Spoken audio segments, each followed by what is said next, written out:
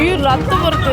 கையில அடிபட்டா wheel chair கொடுக்க மாட்டீங்களா என வம்பிழுத்து மருத்துவரை ஓட ஓட விரட்டி தாக்கிய கும்பல் அதிரடியாக கைது செய்த காவேரிப்பட்டினம் போலீசார். கிருஷ்ணகிரி மாவட்டம் காவேரிப்பட்டினம் அருகே உள்ள பாறைக்கொட்டாய் பகுதியைச் சேர்ந்த செல்வத்தின் மகன் ராகுல் தனக்கு அடிபட்டதாக கூறி நேற்றிரவு 10 மணி அளவில் சிகிச்சை பெற காவேரிப்பட்டினம் அரசு மருத்துவமனைக்கு வந்துள்ளார். அவருடன் நெக்குந்தி அக்ரஹாரத்தைச் சேர்ந்த மாதுவின் மகன் தினேஷ்குமார் மற்றும் அடையாளம் தெரியாத அவரது மற்றொரு நண்பரும் வந்திருந்தனர். அவர்கள் மது போதையில் இருந்ததாக கூறப்படுகிறது.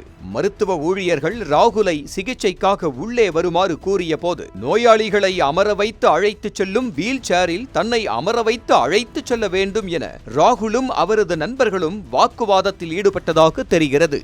இதனால் மருத்துவமனை வளாகத்தில் கூச்சல் குழப்பம் நிலவியது.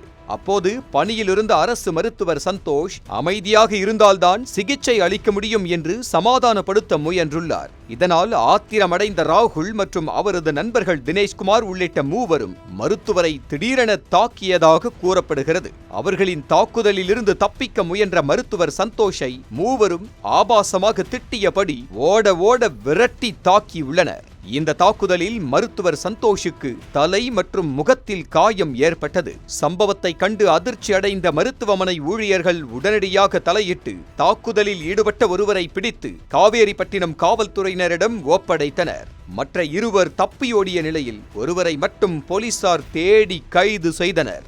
சம்பவம் தொடர்பாக மருத்துவமனைகளில் பாதுகாப்பு ஏற்பாடுகளை பலப்படுத்த வேண்டும் என்ற கோரிக்கை மருத்துவர்கள் மத்தியில் வலுத்துள்ளது.